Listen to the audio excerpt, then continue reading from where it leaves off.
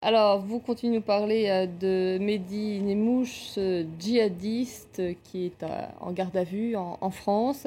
Son itinéraire est à la une des médias. Alors c'est vrai que tout le monde, tous les médias cherchent à reconstituer l'itinéraire de Mehdi Nemmouche.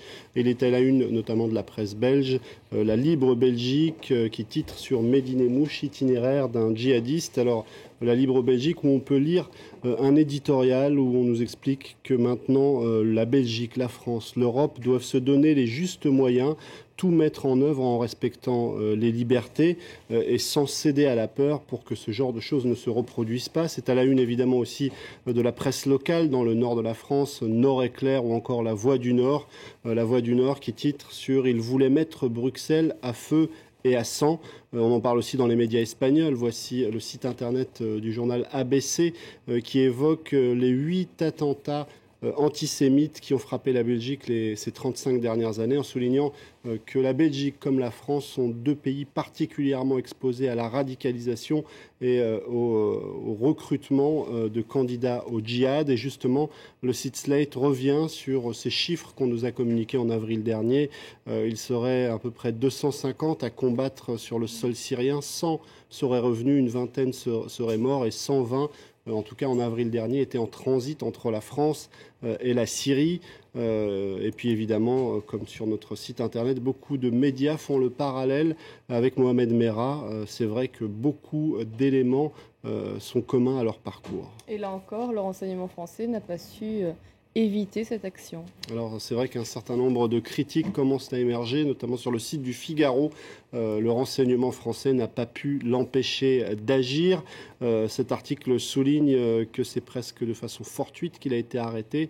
Il avait échappé aux autorités françaises en partant. On ne sait pas trop comment et à quel moment il est parti. En tout cas, on a une date, mais en tout cas, il est parti au nez à la barbe de la police française. Et lorsqu'il est revenu, il a réussi à se faire discret. Pourtant, il était fiché avec ces fameuses fiches de type S, dont on parle beaucoup, mais qui ne permettent pas d'arrêter un individu.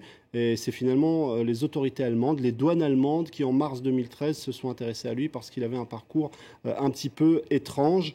Donc malgré ce qu'a pu dire le ministre de l'Intérieur de l'époque en 2012, Manuel Valls, on s'aperçoit que les moyens restent limités pour faire face à ce genre d'individus. C'est ce que souligne l'opposition, évidemment, un député UMP du Rhône qui veut créer un nouveau délit, un délit de mise en danger terroriste qui concernerait les individus qui changeraient de comportement, radicalisme religieux, déplacement à l'étranger. Et on comprend bien que ça sera très difficile à mettre en place ce genre de délit. Et la prison aurait participé à sa radicalisation. Alors c'est ce que soulignent beaucoup de sites d'information, le site de France 3 Nord-Pas-de-Calais par exemple, qui pose tout simplement cette question: comment lutter contre la radicalisation islamiste en prison? Une des réponses, selon Bernard Cazeneuve, c'est de faire entendre la voix des imams, ceux qui sont porteurs d'un discours de tolérance, de l'islam vrai en quelque sorte. Et puis certains soulignent aussi, notamment du côté du Nouvel Observateur, que la radicalisation elle a surtout eu lieu en Syrie. Si le fondamentalisme et le salafisme se sont développés dans l'esprit de cet homme en prison, la radicalisation et le lavage de cerveau a surtout eu lieu du côté de la Syrie pendant plusieurs mois.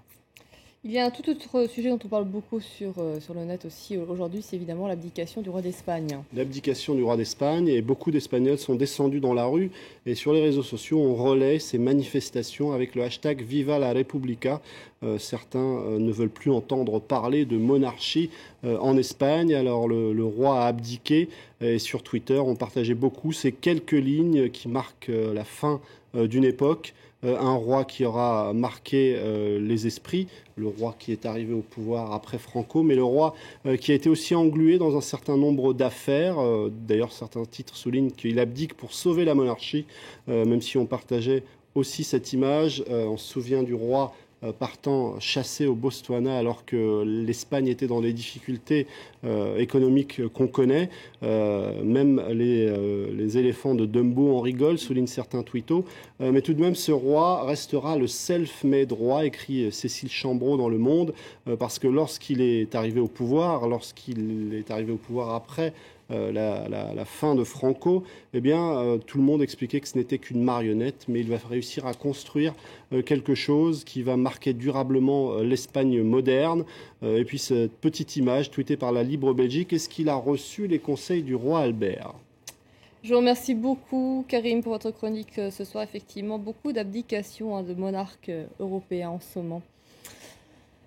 Vous restez avec nous dans Paris Direct, dans un instant un journal, c'est à 22h30 heure de Paris.